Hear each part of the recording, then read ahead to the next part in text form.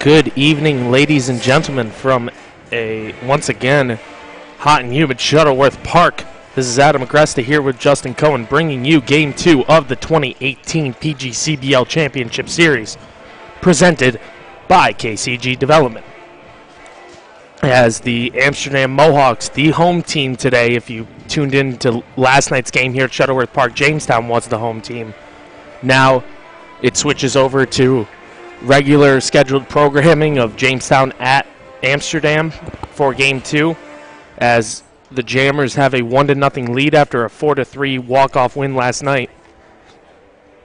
In that game, we saw Alex O'Donnell out of Mercyhurst College hit a walk-off RBI single off of Blake Espinal after the Jamestown Jammers loaded the bases with no outs.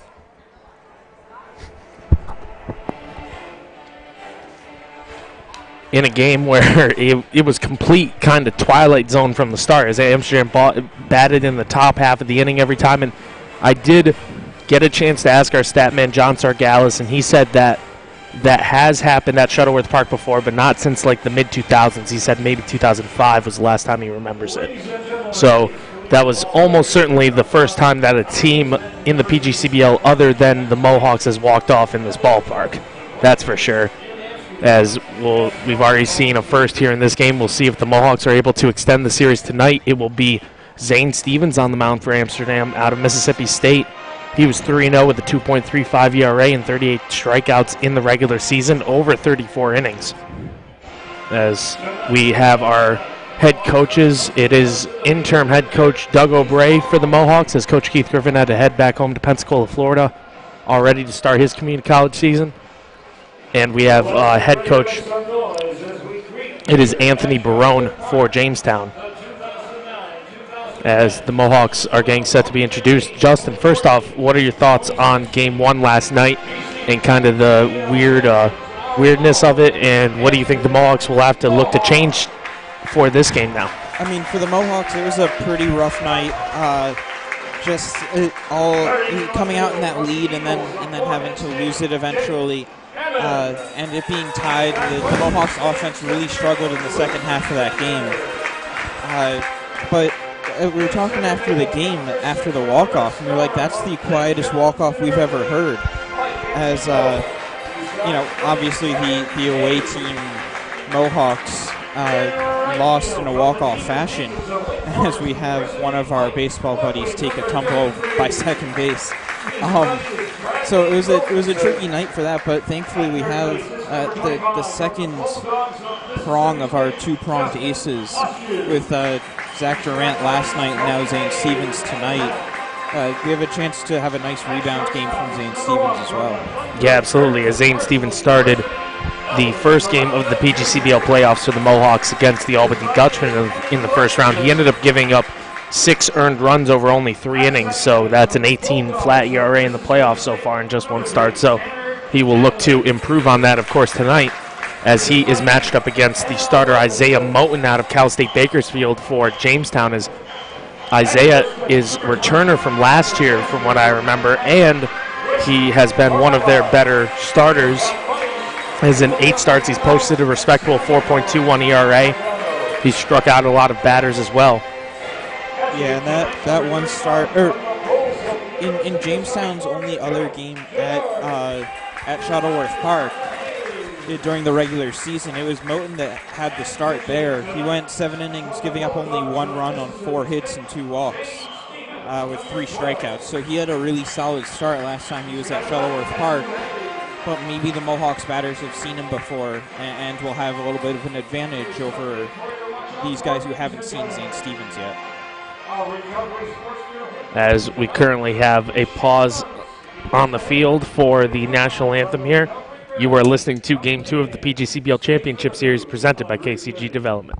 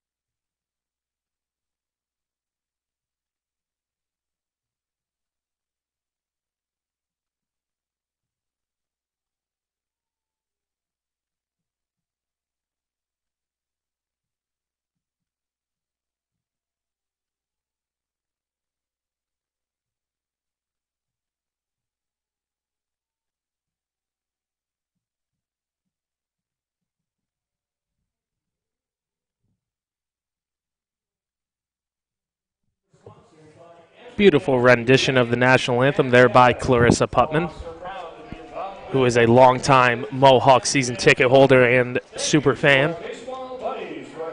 As we will go through the Jammers and Mohawks lineups tonight, they're actually the same 9 players, or excuse me, 9 players in order in each lineup. The only difference in the Jamestown lineup is their starting pitcher, of course, and then in the Mohawks lineup, we have Shane Muntz at designated hitter instead of catcher, and Joe Genord will be catching instead of at the DH slot. As we'll run through the order quick here. But before I do that, we have our first pitch. People coming on. I'll go through Jamestown quick. Batting first, the shortstop from Mercyhurst University, the hero in Game 1 for Jamestown, number 1, Alex O'Donnell. Batting second, the third baseman, headed to the University of Vanderbilt in the fall, number 10, Sterling Hayes. Batting third, the center fielder from the University of Texas San Antonio, number 13, Chase King. Batting fourth, the first baseman from Winston-Salem State University, number 17, Brandon Nania. Batting fifth, the left fielder from Eastern Michigan University, number 11, Jeff Timko. Batting sixth, the right fielder from the University of California, Irvine, number 22, Dalen Lee. And I'm going to pause here quick as we have Dave Hammond, the father of Jake Hammond, who is a veteran of the United States Army. I believe served, I think he went on a tour, Jake said, in 2004. And first off, we want to thank Dave Hammond for serving our country. And always here on Tuesdays at Shuttleworth Park, we support our veterans, as Bob Scott, who has sponsored us supporting our veterans on Veteran Tuesdays this entire season, will be throwing out this first pitch. Thank you to Bob Scott, Sandy Scott, and the entire Scott family, as well as everyone who has helped make Veteran Tuesdays here at Shuttleworth Park possible. As I will now continue the Jamestown lineup. Batting seventh, the catcher from St. Louis University, number 12, Ben Lavorsi. Batting eighth, the designated hitter from Wofford University, number 6, Chris Rubottom. And batting ninth, the second baseman from Canisius College, number 16, Brett Migliori. And as mentioned, on the mound will be Isaiah Moten of Cal State Bakersfield for Jamestown. As we have our UPS delivery here, sponsored by the Amsterdam UPS on Route 30. Delivered to the Mohawk starting pitcher, Zane Stevens. We see Dave Hammond coming off the field, shaking hands with the entire Mohawks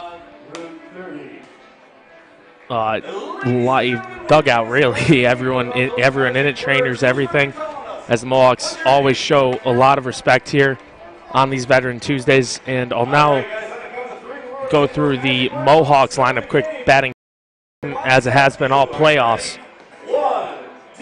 As batting first will be the center fielder from St. John's University, number 6, Mike Antico. Batting second, the first baseman from Manhattan College, number 20, Richie Barella. Batting third, the right fielder from Wake Forest University, number 33, Michael Ludwig. Batting fourth, the second baseman from Mississippi State College, number 3, Tanner Allen. Batting fifth, the designated hitter tonight, instead of catching, the Wake Forest Demon Deacon, number 39. Again here tomorrow, Jamestown as the home team. As Alex O'Donnell, the hero from last night for Jamestown, steps in to face off against Stevens. First pitch in there for a called strike, and we are underway in Game 2 of the PGCBL Championship Series. And Justin, what would be the one word to describe the weather right now? Sticky. Sticky. As that curveball misses low and inside, it's 1-1. I was looking. We have an official game time temperature of 80 degrees. That feels like is I think it's slightly less than yesterday too, right? Yep. And we're just coming off a bit of a as shower. That one has popped up. Joe Genord is chasing it behind home plate, but I think it'll get out of play, and it will. It'll hit the top of the grandstand. As it will be 1-2 now to O'Donnell, who, mentioning last night, he had the game-winning walk-off RBI single in the 9th after Jamestown loaded the bases with nobody out in the bottom half, so they get the walk-off RBI single in the Mohawks ballpark, which I'm sure doesn't rub any of the Mohawks the right way. So as that one is fouled off once again to the backstop. But I'm sure a lot of the players on Amsterdam, would love to get some revenge tonight and send this to a pivotal game 3 as that pitch misses low and away, evens at 2-2. Yeah, I think that this back-to-back nights will be advantageous here for the Mohawks, getting right back out there after a disappointing loss last night, able to try and turn things around right away, whereas in basketball or hockey or in the World Series, you have an off day in the middle usually where it can sort of kill any sort of fire that you have in you. Yeah, you're able to come back and kind of work on that the next day and, in batting practice and stuff. But neither team even took batting practice today as they're trying to just get underway. As that one misses inside, it'll be 3-2 now to O'Donnell. And we saw the main issue for Zane Stevens in his first start of the playoffs was that his control wasn't exactly there. I think he ended up walking 3, hitting 1 batter, and he ended up giving up 6 earned runs, the most out of any start this season. As that one is ripped through the hole on the left side for a base hit by O'Donnell, and he picks up where he left off last night. And that'll bring up Sterling Hayes, the third baseman, as he will be headed to Vanderbilt College in the fall, joining the Commodores ball club in the SEC. But Hayes, for the Jammers this season, has performed rather well. He only hit .225 in the regular season with 23 hits, but he had 33 runs scored, which is good enough for second on the ball club, to go along with 21 RBIs and 3 home runs. As that one missed low, it'll be 1-0 now as Stevens is working on the mound. Hayes did not get a hit last night. He did walk. And check of the runner at first, as that was a quick pickoff maneuver by Stevens. Sorry, Justin, go ahead. So he was 0 for 3 last night with a walk, and his postseason batting average right now only $154. As that pitch is low, Genord hops back up, but the runner O'Donnell at first does not go. It'll be 2-0 now. And we've mentioned in last night's broadcast that Jamestown led the league in the regular season in stolen bases with 118 as a squad. O'Donnell is certainly not the exception, as he has 11 on the season, 14 on the season, as that one is in there for a called strike. It'll be 2-1 now to Hayes. But he was 14 for 17 on attempts, as that shows why he's been their staple leadoff hitter. And with Joe Genord behind the plate tonight instead of Shane Muntz, I'm guessing they're going for a different.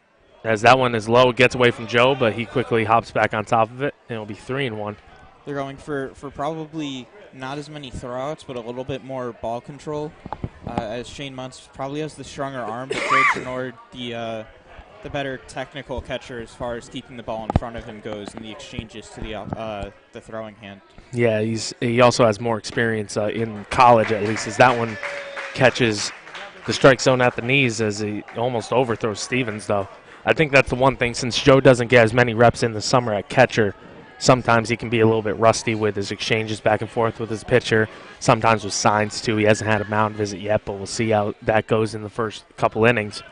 That 3-2 is ripped to the left side. Elvis Peralta Jr. makes a nice backhand stop, tries to make the throw to first, and it will pull Barella off the bag as Hayes is in there safely, and it'll be runners on first and second with nobody out for Chase King out of the University of Texas San Antonio. Interestingly there, Hayes slid into first base, something that you don't usually see out of many experienced baseball players, but we've seen that twice out of the Jammers in 2 nights now. Yeah, usually most people say that it slows you down, but yeah, they buy into the fact that they just want to go all out, do whatever it takes to, I guess, keep the line moving as that curveball misses outside. It'll be 1-0.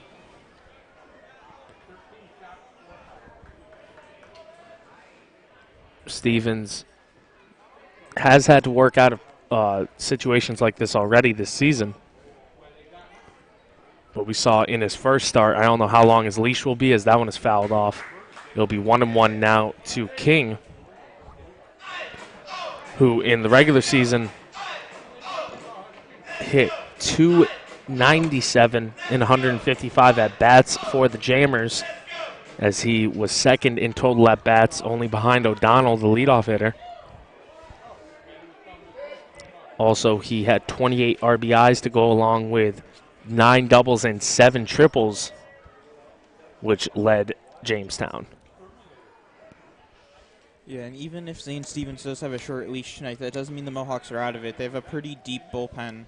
A lot of options tonight, especially since it's a do-or-go-home game, or do-or-die game. Mm-hmm. Yeah, and guys don't really, out of the bullpen, they're okay with throwing 2 days in a row now since it's the last appearances of the season, no matter what. The 1-1 here from Stevens. Catches the outside corner, and he's ahead 1-2 here on King, as this is already a very important pitch in this game. Stevens trying to get that first out, kind of, release some tension.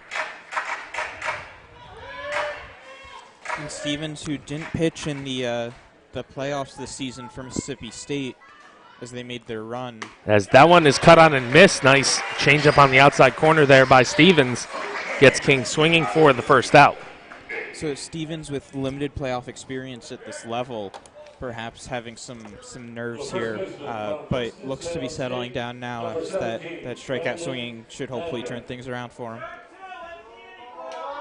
As that brings up Brandon Nania, the semifinal series most outstanding player for Jamestown in their PGCBL semifinal win over the Geneva Red Wings in a best-of-3 series that did end up going 3 games. That one in there for a called strike, and it will be 0-1 here to Nania. If I'm not mistaken, it was also Nania last night who had that hard slide into second base. And he did, yes. He ended up cleating Tanner Allen. Allen is in there once again at second base. He stayed in the game, showing his toughness. The 0-1 here from Stevens is just inside. Evens at 1-1. O'Donnell on second, Hayes on first. As after 2 straight base hits to lead off the inning, Stevens now trying to quickly get out of it. A ground ball could set up a double play. The 1-1 is cut on and missed as Nania was way out in front of that one. And it will be 1-2 to the first baseman out of Winston-Salem State University. And this is exactly what you want to see out of Stevens. He's gone ahead 1-2 now in 2 consecutive at-bats. Yeah, that he had trouble with in his first playoff start. Yeah, that's a huge thing for Stevens. He can sometimes leave the ball up in the zone and get crushed on a couple of pitches, but his main thing is that if he's able to get ahead of you in the count, it's really hard to get a lot of hits off of him. As that curveball catches the outside corner for a called strike 3. And after giving up 2 hits to lead off the inning, Stevens has responded with 2 straight strikeouts, as that will bring up Jeff Timko out of Eastern Michigan University.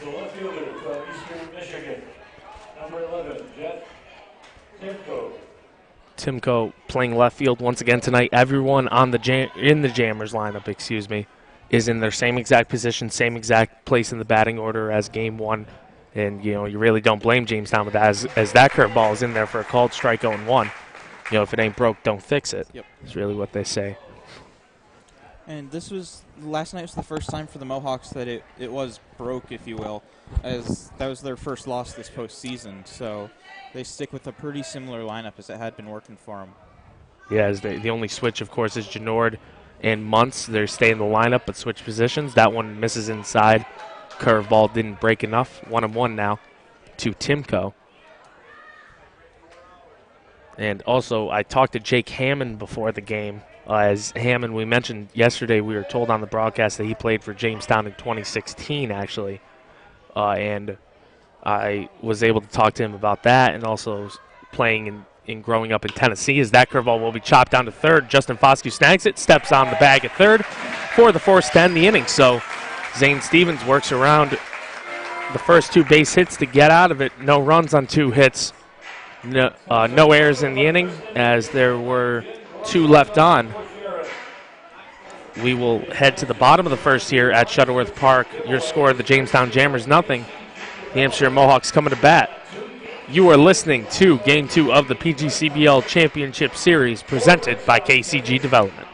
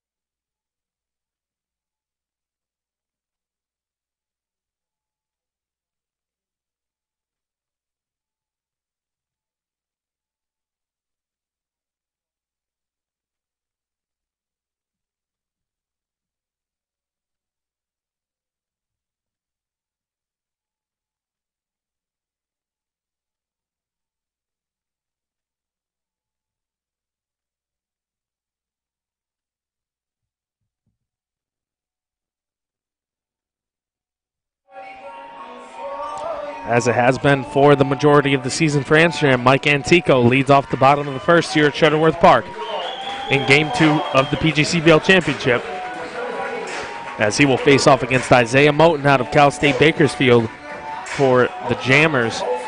Isaiah's stats in the regular season: he had 10 appearances, 8 starts. He had 1 complete game. He threw 47 innings total. As the first pitch to Antico was lifted foul out of play, 0-1.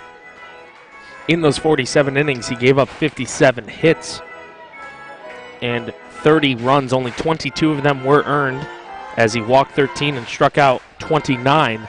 He was 2-1 with a 4.21 ERA. As he led the team in innings pitched, as that one missed outside, evens at 1-1. Led the team in innings pitched, hits given up, and runs given up. But of course, that comes with that amount of innings that you throw. The 1-1.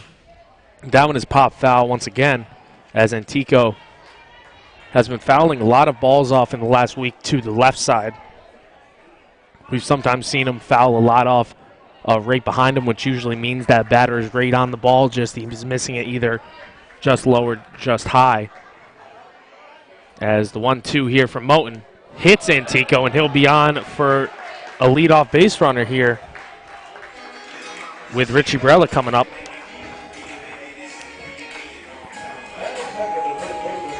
And Antico proved in the regular season he'll get on base any way he can, as right now he was tied for the lead in the regular season for stolen bases on Amsterdam, as he stole 14 and 19 attempts. Elvis Peralta had 14 and 18 attempts. As Richie Barella out of Manhattan College bats here with nobody out.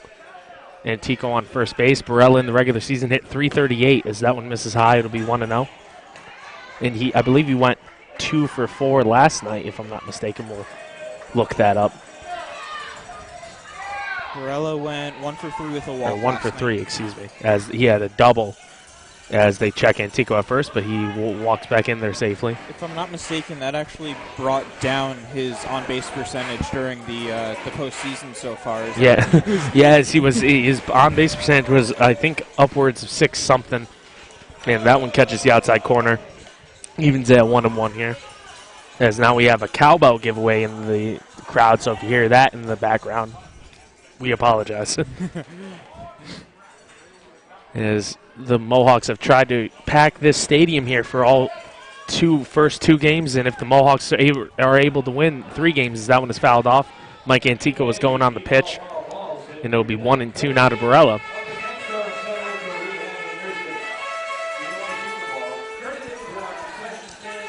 Jamestown is in their navy blue with the neon green striping on the outside. It certainly catches the eye, as it right up on the sleeves. Yeah, as they wore their home whites yesterday, the Mohawks ended up playing in their road Ottawa alternates, is what I like to call them, as that they check Mike Antico at first once again, but he is back in safely. As the center fielder out of Colts Neck, New Jersey, may try to steal once again here. He does not. The 1-2 is chopped to the right side. That one brings Nani off the bag. He fields it as that one gets away from the pitcher, Moen. Heading down to third base will be Antico, as that will have to be an E1 on the pitcher, as the ball was in his glove, but he couldn't make the snag. It was a little bit behind him, but when it hits you in the glove, unfortunately for Moten, he has to make that play for Jamestown, as now it will be runners on first and third with nobody out for Michael Ludwig. And you can see Isaiah Moten is mad at himself after that play. He knew he at least had the out. Interestingly, in that one start he had against Amsterdam earlier this season, his one run that he let up was unearned. So we'll see if and it seems like during the season he let up a lot of unearned runs, didn't get the defensive support. I'm wondering if this is a pattern with him. First pitch here into Ludwig is cut on and missed by the left-handed right fielder out of Wake Forest, who also hit .338 in the regular season, tying Richie Barella for first on the ball club. Moten, when pitching from the stretch, has a staggered stance like Jury's familiar. That one ripped back up the middle. The shortstop, Alex O'Donnell, steps on second, though, throws the first, and that will be a double play as Mike Antico scores the first run of the game. Mohawks take a an early 1-0 lead here in the first, but a nice play there from Alex O'Donnell. 6-3 double play erases now all the runners off of the base paths as Antico scores, and it'll be nobody on with 2 outs. And Tanner Allen stepping to the plate. Tanner Allen switching up his walk-up song. He usually had country, but he switched it to Nothing But a Good Time by Poison. So we're seeing the classic rock now. Interesting to see. The Theodore Alabama native out of Mississippi State College pops that one up. First pitch, the third baseman Hayes comes in, and he will make the catch right near the dugout to retire the side. But not before Amsterdam scores 1 run on 1 hit. There was 1 error by Jamestown in the inning, and there was nobody left on base. As we will head to the second here at Shuttleworth Park, Amsterdam up over Jamestown 1-0. You are listening to Game 2 of the PGCBL Championship Series presented by KCG Development.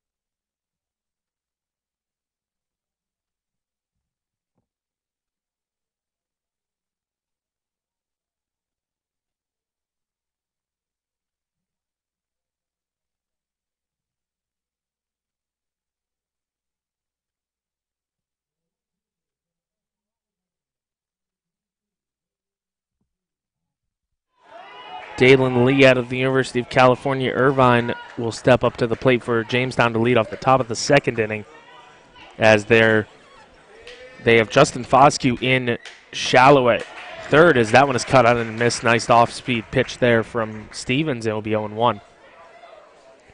Lee, and I believe you mentioned UC Irvine is the Anteaters, if I'm not mistaken, right? That one chopped to the right side. Tanner Allen tries to dive for it, but he can't get it, so Lee will be on with a base hit to lead off the second here. Yeah, that would be the UC Irvine Anteaters.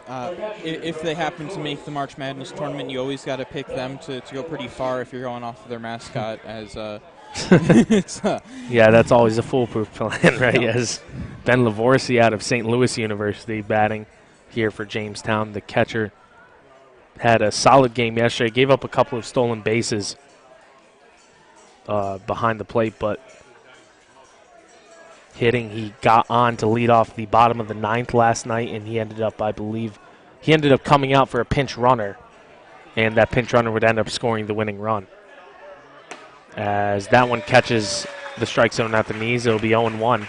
Yeah, Hit to Lavorsi. He went out for Pfeiffer last night, who ended up scoring the winning run, and it was an interesting move by the Jamestown coaching staff, as you don't usually see your catcher being taken out of a game.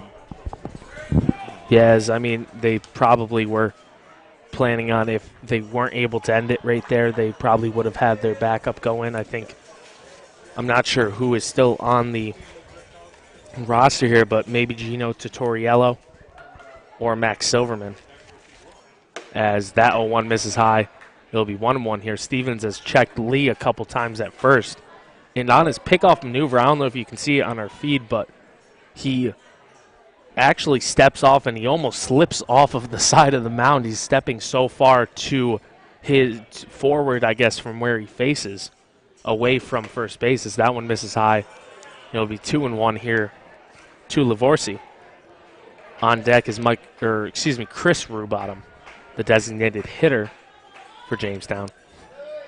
And did you notice tonight if it was the same umpiring crew? It looked like it was. I believe it is. They might have switched around who's where. I believe it's a new home plate umpire.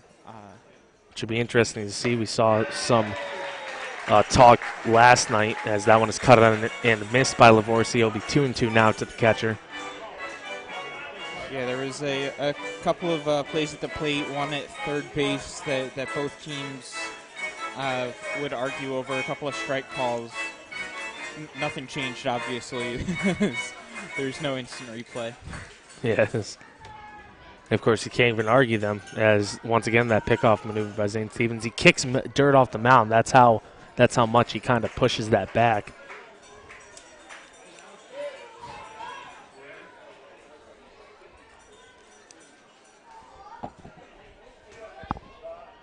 The 2-2. Curveball in there for a called strike 3, as it broke just enough to catch the strike zone. And Lavorsi is down for the first out. 3 strikeouts already for Stevens.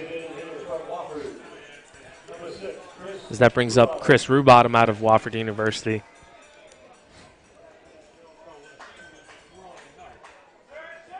Rubottom last night, as Justin is pulling it up right now.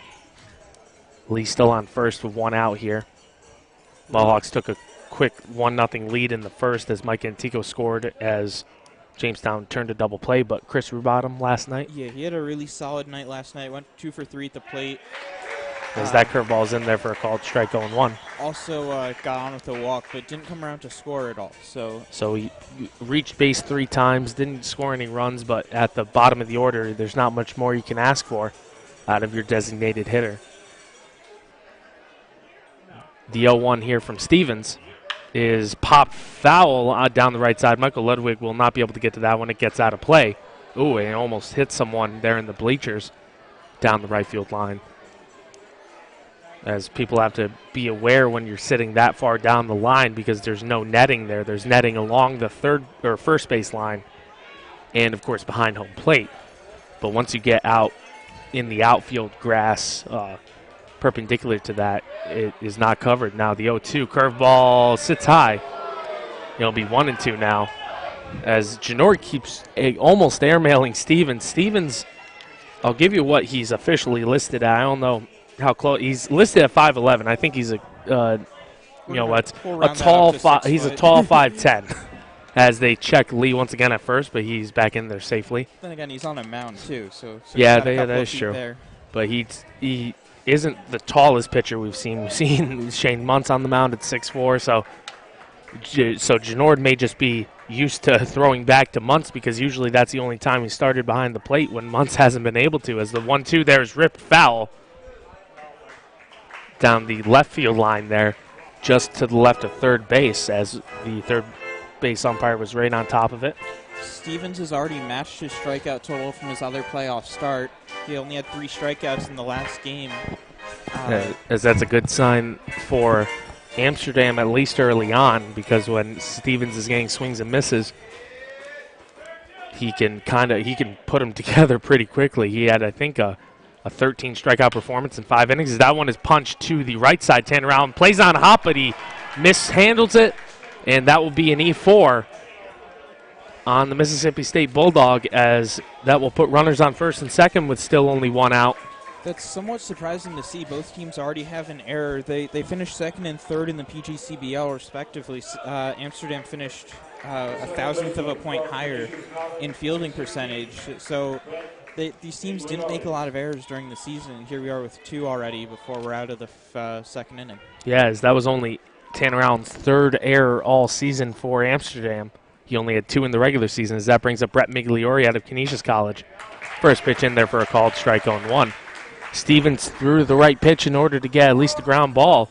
I don't know if they would have turned 2. It was slowly hit, as it was actually more of like a soft liner that Allen waited on. But they aren't able to get that second out yet, as that one is cut on and missed. Nice pitch there from Stevens, tailing away from the left-handed hitting Migliori. It is 0-2 here. Yeah, Lee got a nice jump on that ground ball, so I don't think there was much of a chance at a double play, but Allen probably was looking at him, seeing if he could turn 2, and that's where he made that mistake. And the 0-2 here from Stevens. Curveball cut on and missed. And McGlory is down on 3 pitches. Zane Stevens with 4 strikeouts. So far through the first, through the first time through the order, as now we will see Alex O'Donnell once again out of Mercyhurst College. O'Donnell is already 1 for 1. He singled to lead off the game, but he did not make it past second base.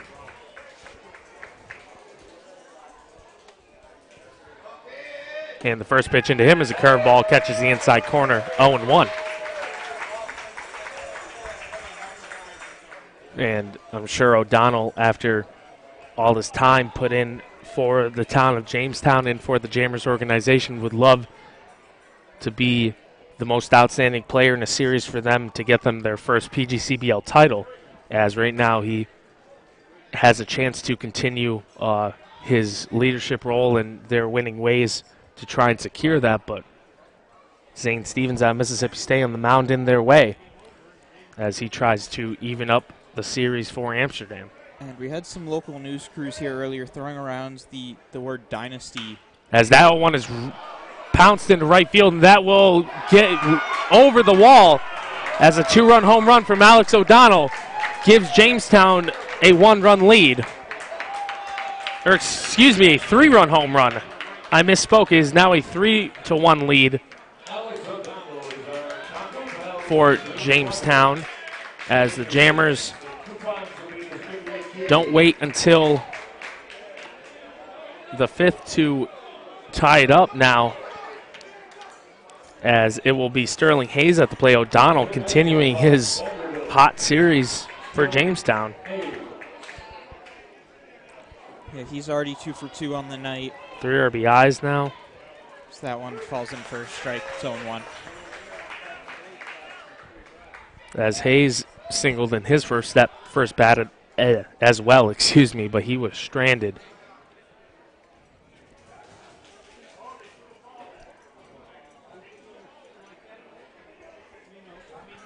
As they actually threw the ball back on the field, I think. Good for them. Good for them, as celebrating the old baseball tradition. We'll see if O'Donnell will get that ball, as that one is cut on and missed. And it's 0-2 now to Hayes, headed to Vanderbilt in the fall. As now we have some chance trying to start from the Mohawks crowd now, as they're down 3-1. We saw Zane Stevens give up a 3-run home run in his last start, as that one is cut on and missed by Hayes, tagged by Genord, and that will be the 5th strikeout on the night for Stevens, but he gives up a 3-run home run as Jamestown takes a 2-run lead in that inning. 3 runs scored on 2 hits. There were one error and no runs left, or no runners left on base. As we will head to the bottom of the second here at Shuttleworth Park with Jamestown up over Amsterdam 3-1. You are listening to Game 2 of the PGCBL Championship Series, sponsored by KCG Development.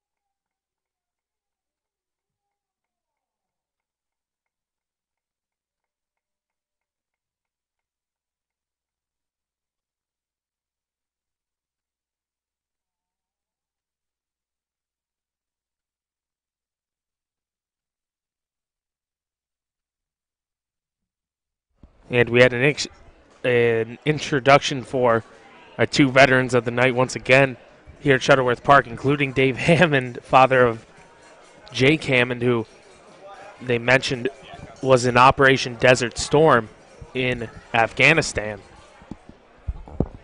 As we will see Shane Muntz stride to the plate here to lead off the bottom of the second inning, as the Mohawks are now down 2 runs, and they will try to match Jamestown's putout in the top half of the inning, as Muntz went 1 for 4 last night. But that one hit did end up being a solo home run, including it was actually the first of back-to-back home runs by Muntz, and then Joe Genord, as that one is popped foul out of play by Muntz. It will be 0-1. As Isaiah Moten gave up 1 unearned run in the first, as Mike Antico came home to score on a double play.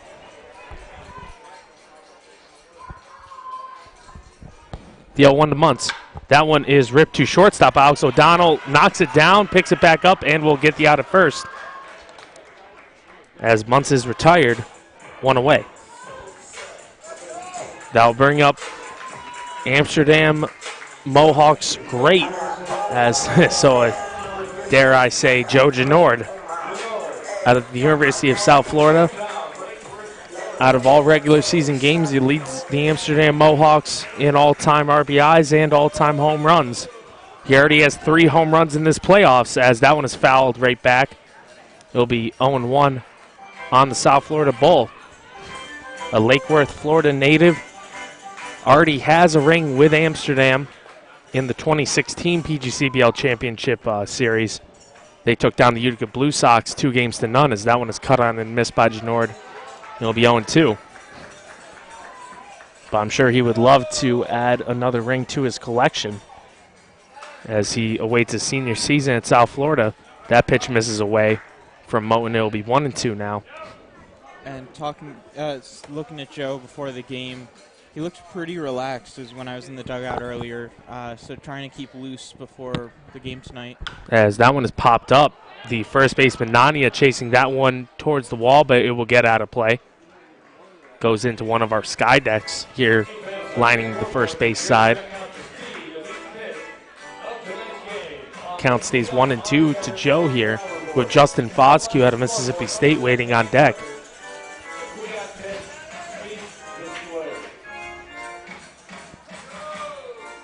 As Moten resets, delivers the 1-2. Outside, evens it at 2-2, as he keeps on trying to nip that outside part of the plate for strike 3, but he's missed twice in a row now. The 2-2 misses outside once again, so now the count runs full. Yeah, that's last pitch from Lavorsi, Lavorsi really liked. He pointed towards Moten, was like, that's the pitch I wanted. As that one is cut on and missed. High fastball there from Genord. Or to Genord, excuse me. And he is the second out of the bottom of the second. Moten hitting his spots so far tonight, just not fooling the umpire. Justin Foscue now striding to the plate. The third baseman, along with second baseman Tanner Allen, provided the Mohawks a second half catalyst after joining the team following their 2018 College World Series performance on the Mississippi State Bulldogs, as that team would eventually fall to the eventual champion Oregon State Beavers.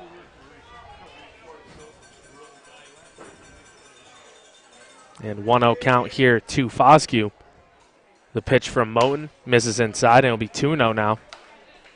On deck, the 8-hitter Jake Hammond,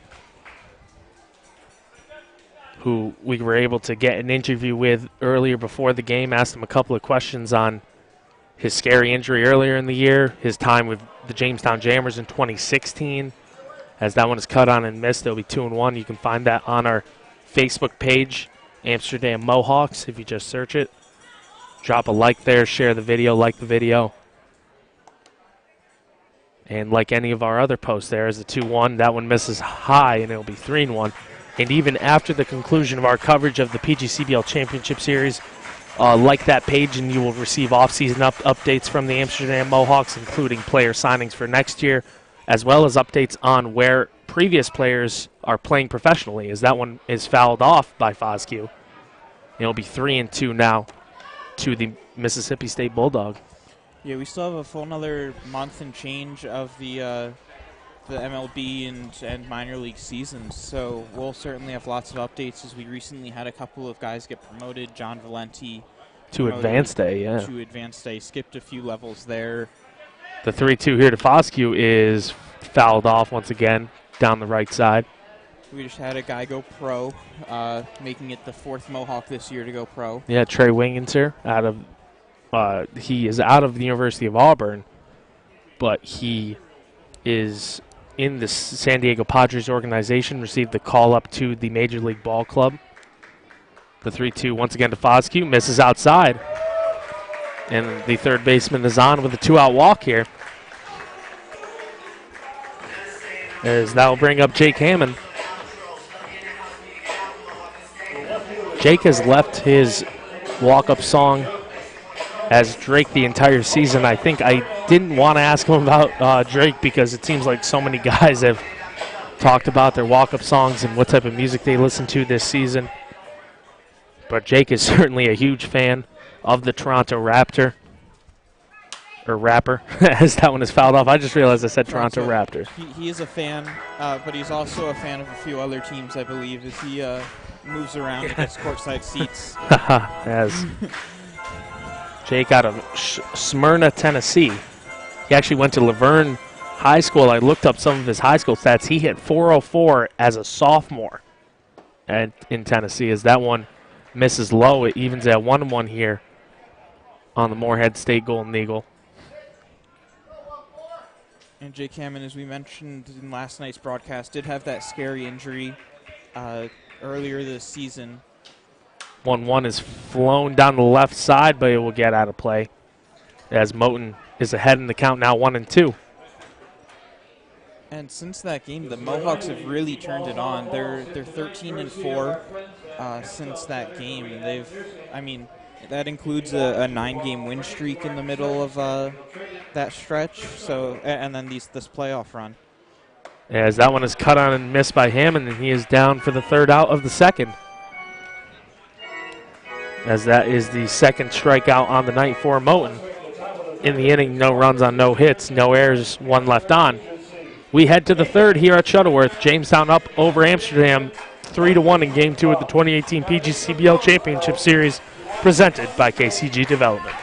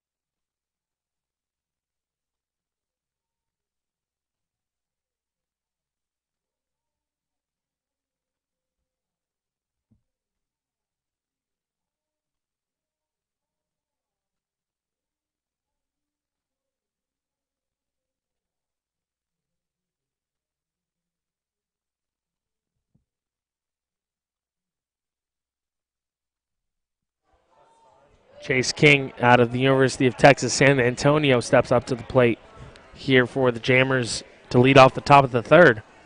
Zane Stevens, his first pitch misses outside, 1-0, and we were looking over the scoring for the last inning for Jamestown.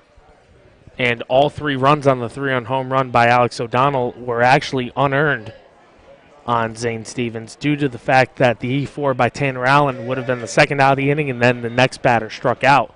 So there would have been 3 outs, and Stevens would have been out of the inning. So as that 2-0 catches the outside corner, it's 2-1 now to King, who in his first at-bat struck out swinging. He's 0 for 1. 2-1. That one ripped back up the middle, and that will fall in for a base hit. And get past Mike Antico, and that will roll past the center fielder as King now will roll into third base as that one is thrown into Elvis Peralta Jr. Will get away from him, and King will come around to score the Little League home run. Jamestown is now up 4-1. As that was an all-around defensive just fault by Amsterdam. The ball gets past Mike Antico, third straight inning with a leadoff hit for Jamestown. As the single, a 2-base error on Mike Antico, and the error on Elvis Peralta Jr. then allows King to score. So 2 errors on the play for Amsterdam. As that will bring up the 4-hitter Brandon Nania, who is 0 for 1 with the strikeout so far. First pitch from Stevens, cut on and missed. It'll be 0-1. We've seen that happen to Mike Antico before. Fielding hard hit singles in center field isn't the easiest thing with the kind of the drain right there, and as that one is fouled off by Nania, it'll be 0-2 now to the first baseman. But that's just something that is kind of inexcusable when you're in a do-or-die game here, and then the throw in doesn't even hit your cutoff man, as that one is cut on and missed, as Nania is down for the 6th strikeout of the game for Stevens, who has given up 4 runs, but they're all unearned. As Jeff Timko out of Eastern Michigan will bat here with 1 out and nobody on. Timko hit into a fielder's choice to end the top of the first, as he is 0 for 1. And this is a very quiet Amsterdam Mohawks crowd now, as that curveball is fouled off. 0-1 now to the left fielder. Yeah, Jamestown 2 nights in a row now has been able to take a relatively early lead. Last night it was a little bit later. They didn't take a lead until the 9th inning, but they quieted the Mohawk crowd early. As that one is foul tipped in the glove of Joe Genord. And it's 0-2 now to Timko. On deck is Dalen Lee out of the University of California, Irvine.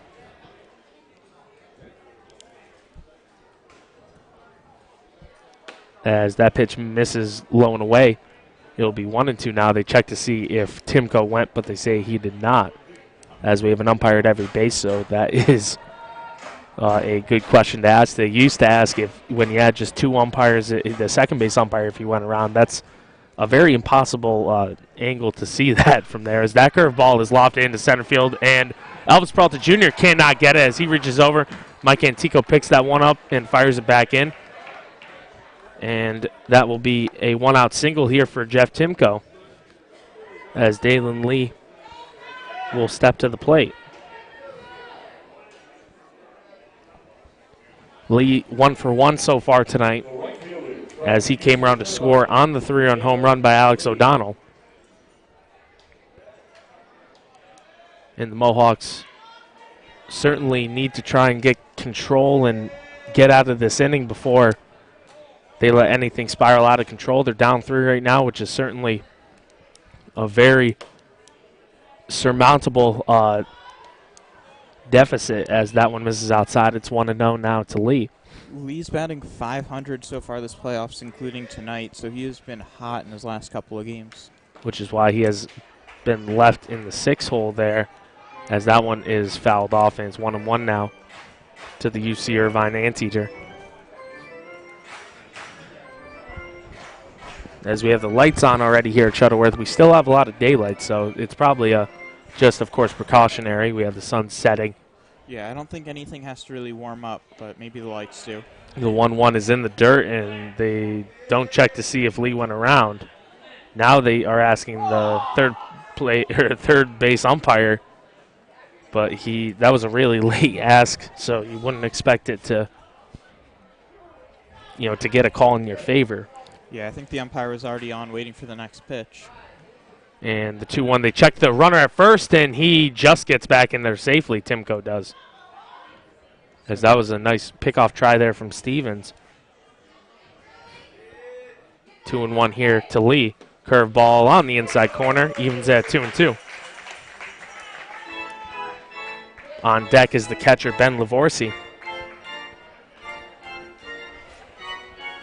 As we saw Zane Stevens be hit early and often in his first start in the playoffs. Now, none of these runs in this game are really his main doing per se. He did give up the 3-run homer to O'Donnell, but all of the runs given up are unearned. As that one misses outside, it'll be 3-2 now to Lee.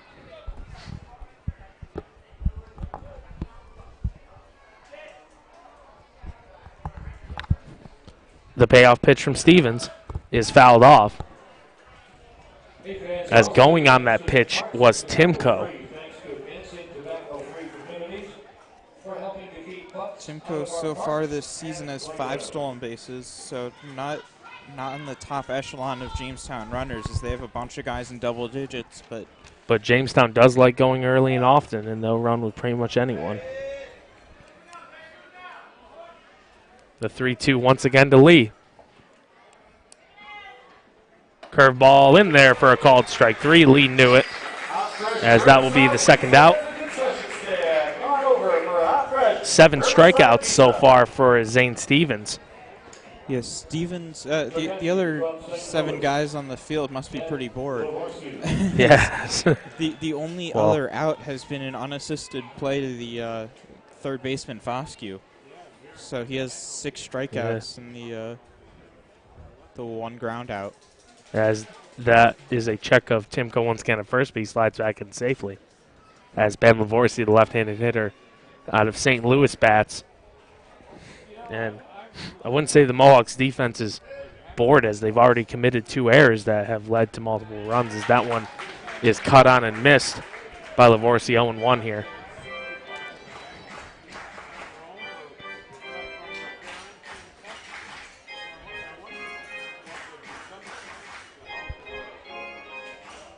Lavorsi so far tonight is 0 for 1. He struck out in his first at-bat. That pitch misses high, evens at 1-1.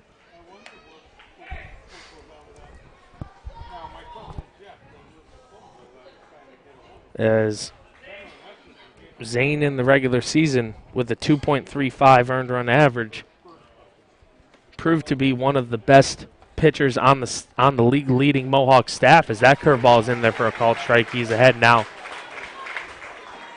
1-2 here on Lavorsi. On deck is the 8-hitter Chris Rubottom.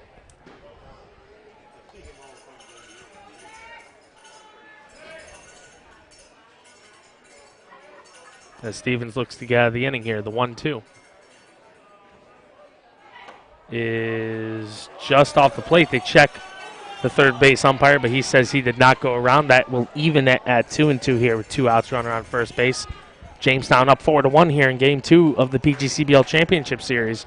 Amsterdam fighting for their season, as they, of course, will not want to get swept by this Jamestown team.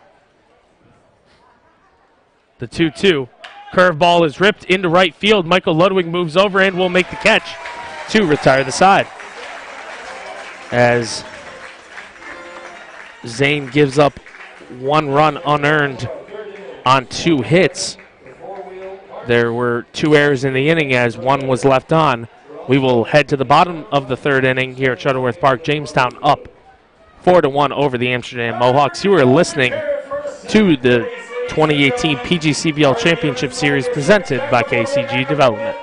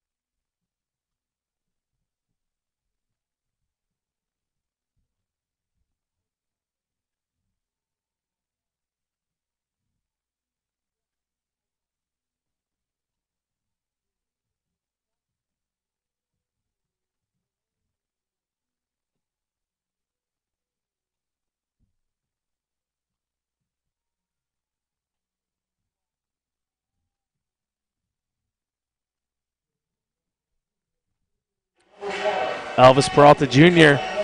will lead off the bottom of the third inning here for Amsterdam.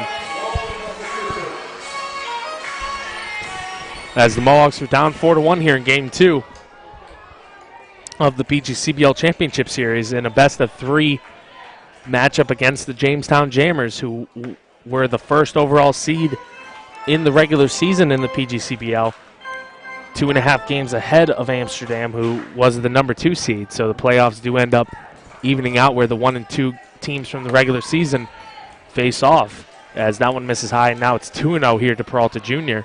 in his first at-bat tonight. And some people were a little bit tentative heading into the championship series, as Jamestown was in the weaker West throughout the season, generally speaking.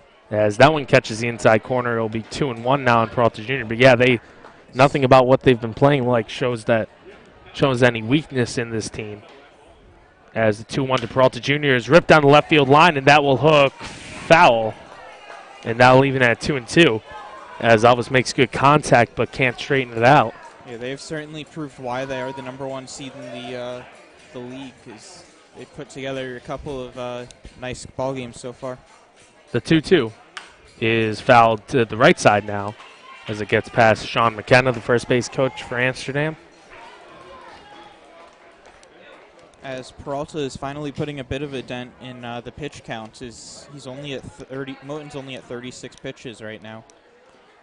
Here in the bottom of the third, that off-speed pitch is fouled off once again down the first base line. There you go. Sean McKenna makes a nice fundamental play there. Flips it to the bat boy.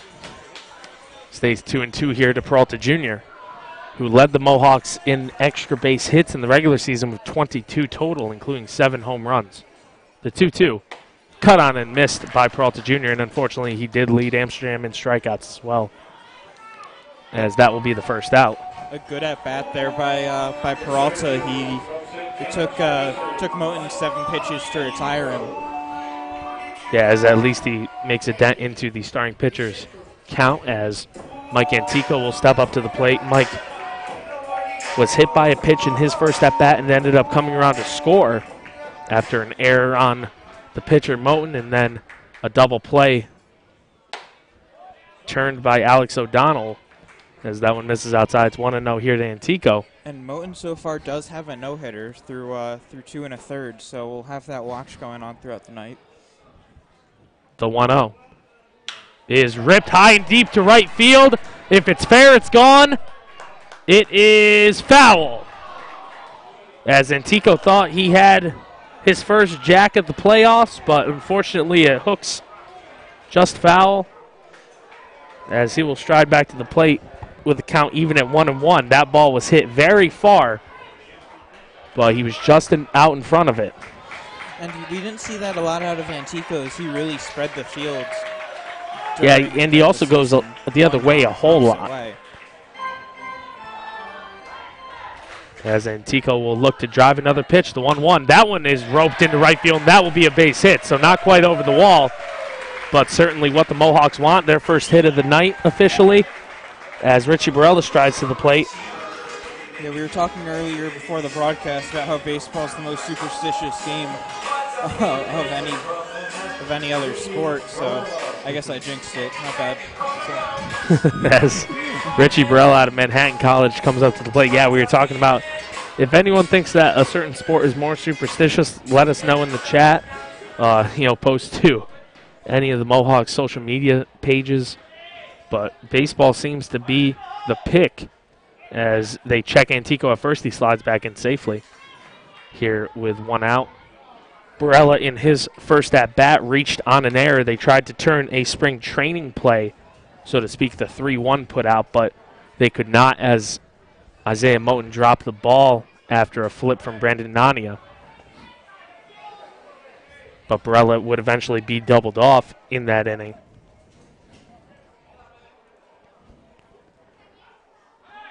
And as that one is roped foul to the right side.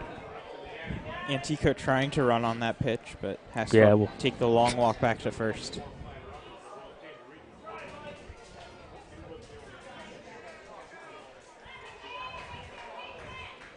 As Richie Barella in the regular season, we've mentioned before, tied for the team lead in batting average. At one time, he led the PGCBL in the first month of the season. As they check in Tico once again at first, he's back in standing now. As the sun continues to set here at Shuttleworth, hopefully bringing the temperature down a little bit for these players. The 0-1 misses high. It will be 1-1 now to Barella. And Valley Cats fan 10 does have an argument here saying hockey, we have playoff beards in hockey, but that's true. I do think that on a day-to-day basis, even during the regular season, you're more likely if you want to say hockey goalies are more superstitious, sure, I'll go with that. That one is punched into right field. On comes the right fielder, Lee, who will not make the catch, and Richie Barella will have himself a base hit here, and there will be runners on first and second for Amsterdam with the tying run coming to the plate in the form of Michael Ludwig. Antico got saved there as he was on second base and trying to figure out if he should turn around and get back, as he would have been dead to rights at first base on a tag. Yeah, I would absolutely agree with that, but the Mohawks are able to dunk another base hit in there. And Ludwig will look to try and take a bite out of this lead that Jamestown has right now. 4-1 over Amsterdam. First pitch into Mike is on the inside corner for a called strike 0-1, as Moten will try and conserve Jamestown's lead and try and lead them to a PGCBL championship here. As I think I misspoke yesterday, Jamestown actually played in 2016. So they played in 2016, 2017, now 2018 in the PGCBL. And as that one is fouled off by Ludwig into the netting that lines the grandstand, and it is 0-2 now to the Wake Forest Demon Deacon. That one flipped by head coach Anthony Barone over to our bat boy. And Jamestown, in only 3 seasons, has made 2 PGCBL finals appearances, and now they're looking for their first title in just 3 years. 0-2 is punched foul by Michael Ludwig out of play down the left side as the left-handed hitter tries to go the other way. Because I was saying earlier before that 3-run homer that some of the news crews were throwing around dynasty to describe the Mohawks, but here's Jamestown, 3 years in the league. They've already made 2 championships, so certainly giving the Mohawks a run for their money. This is certainly the peak of the PGCBL, as that one is on the outside corner for a called strike 3, as Michael Ludwig is set down looking for the second out of the inning. As that will bring up Tanner Allen. Tanner in his first at-bat popped out on the first pitch in foul territory, so we'll look to improve on that. 0 for 1 so far tonight, after I believe he went 0 for 4 last night, if I'm not mistaken. And also got cleated last night, so far not the best of championship series for the Mississippi State second baseman, but he will look to turn that around here. The first pitch high and in. It'll be 1-0 to Tanner, who in the regular season played 18 games for Amsterdam. Excuse me, he only appeared in 17 in the regular season. 21 for 65, a .323 clip, 14 runs scored, 14 RBIs in just those 17 games.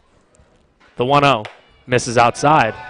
With 2-0 here to Allen. Allen only batting a 176 so far this postseason. He did get on base with a walk last night, so he was 0 for 3 in the end.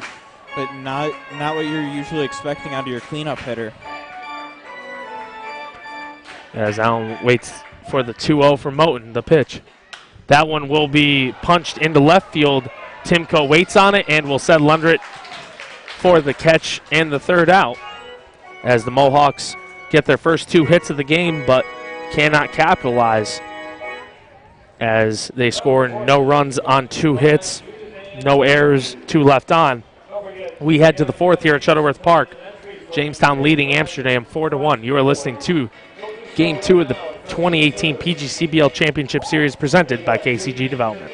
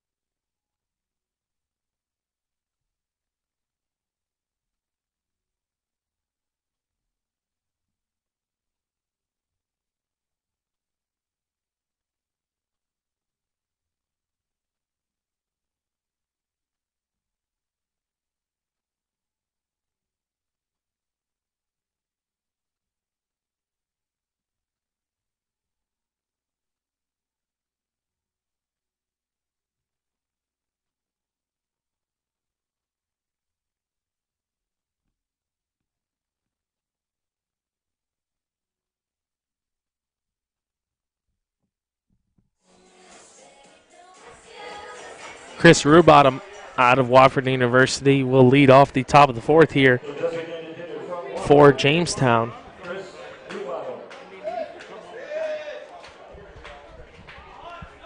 First pitch is in there for a called strike one from Zane Stevens as he's been able to place his curveball. As that pitch misses low, evens at 1-1. Rubottom so far tonight has yet to record an official at bat as he reached on an error by Tanner Allen and then eventually scored a run on the 3-run home run from Alex O'Donnell. That curveball catches the inside corner, and it's 1-2 now. This umpire not afraid to call the inside strike. He's been doing that pretty consistently tonight, especially to the right-handed batter. And the 1-2. That curveball sits high. Evens at 2-2 as that one was close once again. And something else we'll keep an eye on as the night progresses. Luke Maley is starting in Toronto tonight, so we'll have updates on him. The 2-2. Cut on and missed by Rubottom as Stevens records his 7th strikeout, I believe. As it's actually his 8th strikeout. He's having himself... yeah, eight strikeouts and 10 outs total made so far. Yeah. As he has certainly shown that he can make guys swing and miss. And unfortunately, he had to take some time off from Amsterdam as Brett Migliori steps in to face off against Stevens. That curveball misses low and inside 1-0. Migliori out of Canisius College. Teammates with Nick DeBrino as that one is fouled off. It'll be 1-1 now. Migliori struck out in his first at-bat 0-for-1. But Stevens struck out, I believe, 13 in one start in over 5 innings as that one is punched foul off of the grandstand facing and on top of the Jamestown Jammers third base dugout. As Stevens is once again ahead 1-2, and that has certainly not been the trouble tonight for Stevens as he's been able to get ahead in counts as that curveball is on the outside corner. 9 strikeouts. Migliori did not love that call, but he'll walk back to the dugout. Yes. Not much of a word. As it seems to be a pretty large strike zone overall as Alex O'Donnell steps to the plate. The MVP of the series so far for Jamestown already tonight. 2 for 2 with 3 RBIs on a 3-run home run in his last at-bat. That first pitch is in there for a called strike 0-1. Zane Stevens on the night is already up to 73 pitches through 3 2/3. That curveball is ripped high and deep into center field, but Mike Antico has it lined up, and he will make the catch to retire the side. So the first 1-2-3 inning of the night for Zane Stevens will send us to the bottom of the fourth here at Shuttleworth Park. Jamestown up over Amsterdam, still 4-1. You are listening to the PGCBL Championship Series presented by KCG Development.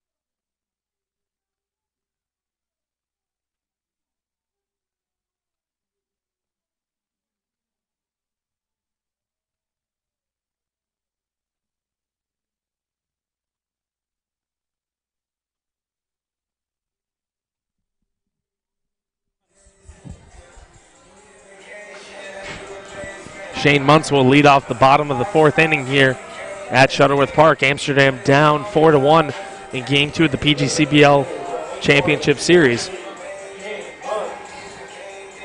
The Mohawks need to win tonight if they want a chance at the title, as this best-of-3 series would end with a Jamestown win. Isaiah Moten back out to pitch the bottom of the fourth for the Jamers, as that one catches the outside corner on Muntz. He'll be 0-1, as Shane doesn't seem to like that call. He may not be used to the strike zone yet in just his first at-bat. He grounded out as that one is popped up into shallow right field. The second baseman, Migliori, makes the call and will make the catch for the first out. Yeah, Shane Muntz only saw 2 pitches in his first at-bat. He's only seen 2 more pitches now that he's retired in the second at-bat. So he hasn't seen a lot of the strike zone, especially since he's not catching tonight. Doesn't really have as good of a frame of reference as to what might be a strike on this umpire compared to Joe Genord, who's up now. Yeah, as Genord is 0-for-1 so far tonight with the strikeout. First pitch into him, misses inside. He'll be 1-0. As the Mohawks broke through with their first 2 hits of the game last inning, but couldn't do anything to bring them in, as that one is chopped down to third base, fielded cleanly by Sterling Hayes on to first, and that will retire Genord with the second out. As that brings up Justin Foscue, the third baseman out of Mississippi State. Foscue has yet to record an official at-bat as he walked in his first time up.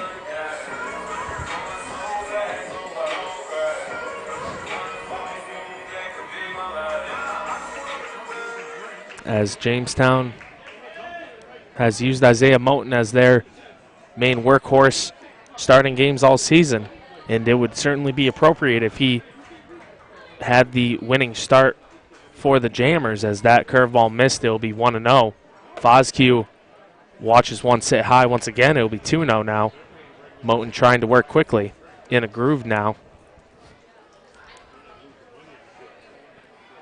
The 2-0. That one is ripped down to third base, fielded cleanly by Sterling Hayes on to first, and the one hopper will get Foscue, as that 1-2-3 inning matches the top of the fourth by Stevens, as we will head to the fifth here at Shuttleworth Park. Jamestown up over Amsterdam 4-1 in Game 2 of the 2018 PGCBL Championship Series presented by KCG Development.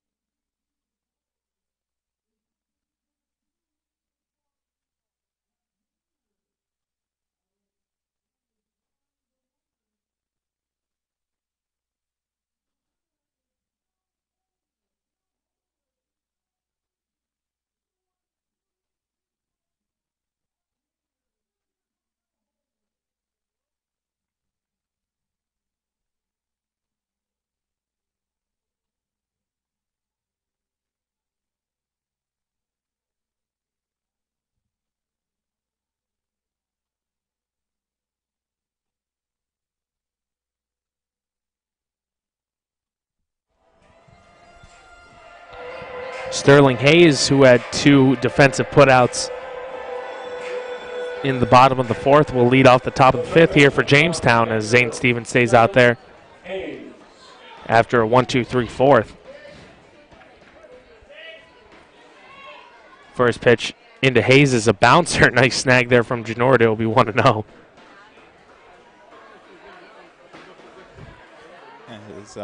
Genord couldn't find the ball, so he took a quick circle around Sterling Hayes, who will now walk up the third baseline and try and talk to his coach, and the umpire will say, no, you won't, and he calls him back to the box. See, I told you, people are giving us crud in the chat saying that they've been doing that all season, but I don't think it's technically legal. I mean, good for them for taking advantage of it. Yeah, that or the umpire is. There's just a hard ass that curveball in there for a called strike. Umpire's like, it's hot out. Let's get this game over with. Yeah, I guess so. Yeah, it's definitely not fun in the full pants and black shirt. That's along with the chest protector. That one in the dirt. It'll be 2-1 now.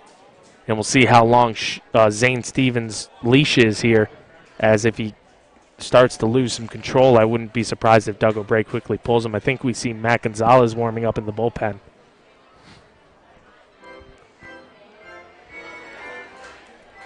And Stevens approaching 80 pitches now. So this could be his last. He might be able to squeeze out one more if he has a really solid inning here. The 2-1 to Hayes. Curveball in the dirt once again. It'll be 3-1 now. Although if his control stays like this, I don't see him going past this inning. Yeah, we'll see what happens with this batter. Hayes so far tonight is 1 for 2. He singled in his first at bat and struck out in his second. 3-1 is fouled off. It looked like the nub of the bat on the hand side, the knob, so to speak. And I think it'll be 3-2 now. Yeah, Hayes had to take a second. As he's having a conversation with the home plate umpire. But it'll be 3-2 here. As it's a 2-3-4 hitters in the Jamestown order in this inning. As that one is on the inside corner for a called strike 3.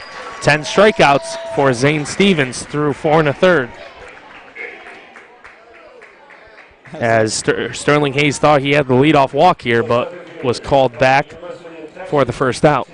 That caught the very, very inside corner there. Yeah, that was Hayes does crowd the plate, so I think that's why he may have been called a strike for it. When you crowd the plate that much, it seems almost like a home plate umpire is more inclined to call that inside strike. Chase King batting here out of UTSA. Curveball sits high. 1-0 here to the center fielder, who is 1 for 2 so far tonight, and he had a Little League home run his last time up. Single to center field, got past Mike Antico. He reached third on that, and then on the throw-in, that got away from the shortstop Elvis Peralta Jr., so he scored on what ended up being the 4th run of the game for Jamestown. 0-2 count here.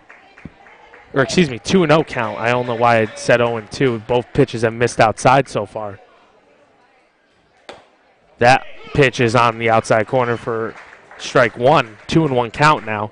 And it looks like Jamestown starting to get a little bit frustrated with this umpire's strike zone, as I've seen a couple of heads point towards the sky and say, really?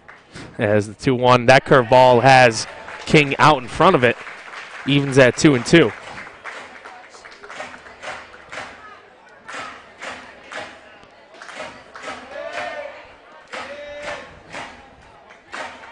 As Stevens in his last start here for Amsterdam this season, the 2-2, cut on and missed 11 strikeouts for Stevens.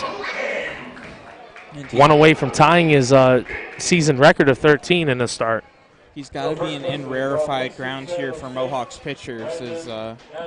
I doubt that a lot of Mohawks pitchers have gone to 13 strikeouts or more.